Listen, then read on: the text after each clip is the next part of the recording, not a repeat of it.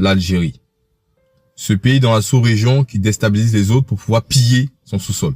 C'est important de le dire, car l'Algérie s'est servie, rappelons-nous, en 2015, de l'accord d'Alger, en venant soutenir soi-disant un frère, mais a participé au pillage de ce même frère-là.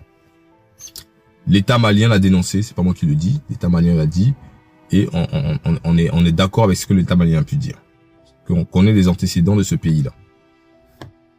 Je rappelle également un truc assez important. L'Algérie qui dit vouloir négocier avec l'Azawad, soi-disant pour préserver la paix, est capable d'aller jeter des enfants noirs, des femmes noires, des enfants, des vieillards, des malades dans le désert, parce qu'apparemment ils doivent traverser son pays. Ce même pays qui est capable de jeter des innocents désarmés dans le désert, sans eau, sans nourriture, dit vouloir négocier avec des gens qui massacrent les peuples maliens depuis des années. Deux poids, deux mesures. Le Mali de Modibo Keïta, c'est important de rappeler, de 1954 à 1962, lors de la guerre d'Algérie, le Mali a été la base arrière de l'Algérie. Le Mali a défendu l'Algérie. Écoutez-moi bien. Pas seulement défendre, mais aussi à participer. L'armée malienne aussi a participé. Lorsque il y avait la guerre des sables avec le Maroc, donc en 1963, le Mali a également, le Mali de Modibo Keïta encore une fois, est venu participer aux négociations et n'a pas pillé qui que ce soit, a réglé le forfait entre les deux et les a laissés tranquilles et est parti. Jusqu'à présent, il y a eu la paix. C'est important de comprendre à qui vous avez affaire. Ce sont des personnes ingrates. En tout cas, ce gouvernement est un gouvernement d'ingrats. Et c'est important de situer ces éléments-là. Le gouvernement malien aussi avait cité quelque chose d'assez important.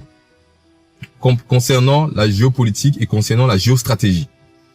Les minerais qui se trouvent au nord de l'Algérie, au nord du Mali, sont pillés par l'Algérie comment? Lorsqu'il y a eu l'accord d'Alger et que le pays était divisé en deux, les Maliens avaient une partie du sud et effectivement l'Azawad et l'armée française et tous les autres là avaient le nord du pays. Qu'est-ce qui se passait? L'Algérie participait avec la Sonatrach, c'est-à-dire une entreprise algérienne, à piller le sous-sol, le pétrole malien. Maintenant, finissons avec cette affaire de géopolitique. Revenons maintenant avec l'aspect social, plus social. Où sont nos influenceurs dans la diaspora? Pourquoi la diaspora est-elle autant médiocre quand il s'agit de ce genre d'affaires-là? Quand il s'agit d'Haïti, on ne vous voit pas. Pour la Palestine, vous êtes les premiers nègres de maison qui sont devant la scène. Lorsqu'il s'agit de la Mauritanie, on ne vous voit pas. Lorsqu'il s'agit du Congo, on ne vous voit pas. Lorsqu'il s'agit du Mali, on ne vous voit pas. Lorsqu'il s'agit du Burkina Faso, on ne vous voit pas. Votre influence est censée aller pour les bonnes causes qui concernent les personnes de votre communauté. La charité bien ordonnée commence en soi-même. Vous trouvez plus stylé de parler des autres, mais lorsqu'il s'agit de vous-même, silence radio. Pourquoi êtes-vous autant complexé? Je parle là des personnes publiques et aussi de la masse de façon générale, qui va s'apitoyer pour le sort de l'Iran, de la Palestine, mais en aucun cas vient manifester ou mobiliser, montrer sa solidarité envers ses propres frères qui ont la même couleur de peau qu'eux, qui ont la même réalité également, que le même continent, voilà. Économiquement, socialement, politiquement, d'accord, et même historiquement. Dans l'éducation, on aura besoin de vous pour financer des projets qui concernent l'éducation de la masse. C'est bien de parler de malheurs qu'on a eu dans le passé. Mais comment faisons-nous pour construire tout cela? On va pas attendre des bourreaux qui repartent à chaque fois. Nous devons être aussi acteurs de cela. En tout cas, en ensemble. Protégez Assimi Goïta, protégez nos leaders. Mettez en place une stratégie économique pour permettre aussi à des sociétés civiles qui s'organisent pour pouvoir aussi être le plus grand possible. C'est le travail de la diaspora également. Ce n'est pas seulement d'aller enrichir ou dire je suis plus français, je suis plus suisse, je suis plus américain. C'est aussi se positionner sur la question de d'où vous venez, vos origines. Il est important de mettre ça en tête. Force à nous, en ensemble, force à nous. Et le réveil sera brutal. So every African country that switches from recognizing the Sahrawi to supporting Morocco's plan delivers a strategic defeat to Algeria. In April 2025, Algeria shot down a Malian drone. Mali, Niger, and Burkina Faso immediately recalled their ambassadors from Algiers. Mali has publicly accused Algeria of maintaining ties with armed groups along their shared border.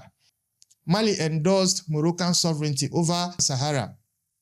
Algeria's core foreign policy project for 50 years, the Polisario Front, the Sahrawi cause, the entire diplomatic architecture that Algiers has built across Africa to contain Morocco, it took a direct hit from one country that Algeria was already in a cold confrontation with.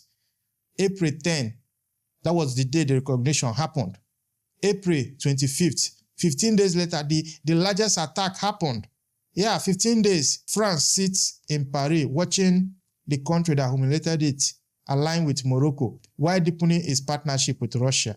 And don't forget that in recent months, France and Algeria have already normalized relations. And when it happened, I saw something dangerous building. It's all coming together right now, ladies and gentlemen. Algerian, Polisario aligned, secessionists, the French, all of them have a reason to punish Mali. All of them have a reason to act at this moment. Très bien. Et aujourd'hui, quel est justement le ressenti des populations de façon générale? Est-ce la peur, la colère, la tristesse? Les Maliens sont toujours fiers de leur pays et de leur armée. C'est vrai, ils sont sous le choc à cause de la disparition de l'illustre ministre de la Défense, le général de corps d'armée Sadio Kamara. Mais cela n'entame en rien la détermination des Maliens. Le Premier ministre l'a rappelé. Le combat pour notre dignité n'est pas à négocier. J'implore la miséricorde de Dieu sur toutes les victimes civiles et militaires de cette agression internationale contre notre pays. Et les Maliens démontreront... Pourquoi vous la qualifiez d'agression internationale, Abdoul Niang? On sait que l'attaque est revendiquée par le JNIM, qui est affilié à Al-Qaïda, et par les rebelles du Front de libération de l'Azawad. Pourquoi vous dites international? C'est vrai, les observateurs extérieurs ne peuvent pas comprendre cette dynamique. Le JNIM, vous avez vu le communiqué du FLDC que vous appelez FLA. FLA, c'est l'ancien MNLA, qui est le partenaire de la France et de l'aménagement. C'est écrit dans leur texte et ils l'assument depuis 2013 jusqu'à leur expulsion de notre territoire. C'est la réalité que beaucoup ne comprennent pas et ils font des analyses à côté. Le JNIM est une organisation qui est soutenue et parrainée par l'État de l'Algérie. Donc, ces organisations terroristes ne sont que des proxys qui agissent au nom d'un État qui ne peut agir publiquement et ouvertement. Ce sont des accusations particulièrement graves, Abdoul Niang. Est-ce que vous en avez les preuves? Par exemple, sur le cas algérien, par exemple. On sait que diplomatiquement, d'ailleurs, on sait que votre pays et l'Algérie ne sont pas en odeur de sainteté. Et d'ailleurs, c'est l'autre question que j'allais vous poser aussi. Est-ce que c'est pas le fait d'avoir reconnu aussi le Sahara, le Sahara comme territoire marocain, finalement, qui a entraîné tout cela? Il faut demander à ceux qui ont travaillé dans l'aménagement, les soldats ivoiriens ont travaillé dans l'aménagement. Le MNLA est un partenaire de l'aménagement et un partenaire de la France. Les documentaires existent pour attester de cela. Yad Agali et tous les leaders du JNIM sont sur le territoire algérien. Vous avez vu, c'est pas pour rien que l'Algérie a abattu un drone malien. C'était pour protéger ces terroristes de haut profil. En 2016, le journal Le Monde a écrit que Yad Agali était dans un hôpital à Tamaracet. Aujourd'hui, vous reconnaissez que l'Algérie a abattu un drone malien. À l'époque, il avait été dit que le drone s'est écrasé, officiellement. Mais ils ont dit qu'ils ont abattu parce que les drones avaient franchi leur territoire. Il fallait aller démentir ça devant la Cour internationale de justice.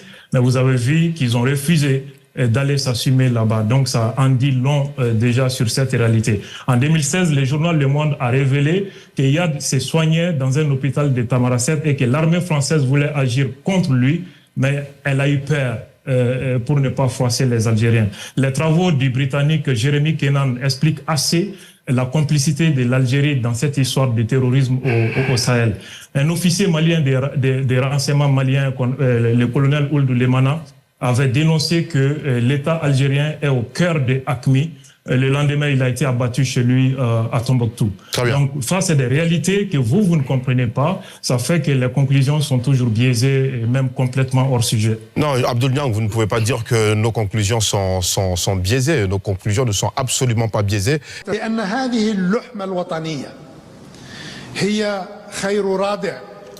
Le gouvernement algérien, vous êtes trop sale.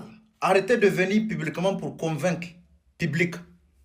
Vous êtes trop gentil. Parce que toutes les conséquences aujourd'hui, c'est à votre faute. Je vous dis pourquoi. Toutes les terror, je dis bien le Touareg qui attaque Mali aujourd'hui, vous êtes responsable. Parce que tous les Touaregs, leurs familles, ils vivent en Algérie. Vous leur fournissez de l'eau, nourriture et des carburants. Je vous donne deux villes. Vraiment, que l'Algérie, il donne le pétrole qui distribue les gazoirs essence. Première ville, c'est Timiaoui, à la frontière tout près de l'Algérie, l'Algérie-Mali. Deuxième ville, c'est Borges. C'est là-bas, les Touaregs, il va partir s'en servir les carburants pour venir stocker à Talanda. Pour les personnes qui connaissent très bien à la front, venez d'ici en le commentaire. Moi, si déjà été, j'ai travaillé là-bas pendant des années. Je connais comment ça fonctionne. Les Algériens, ils les soutiennent de l'eau à boire, nourriture, des munitions, des armes. C'est-à-dire qu'il va aller attaquer le Malien, après il fuit, il rentre en Algérie. Comme si rien n'était. Du coup, s'il vous plaît, arrêtez de votre hypocrite. C'est pas bon. Là, vous venez vraiment publiquement pour montrer que vraiment, vous n'êtes pas d'accord. Mais au privé, vous êtes complètement d'accord avec. Ciao les gars. Voici encore notre message de Mahamadou Traoré. Bonjour mon plateau. J'invite mon oncle Eska et le frère Luc à analyser cette attaque sous l'angle du retrait du Mali, de la reconnaissance du Polisario.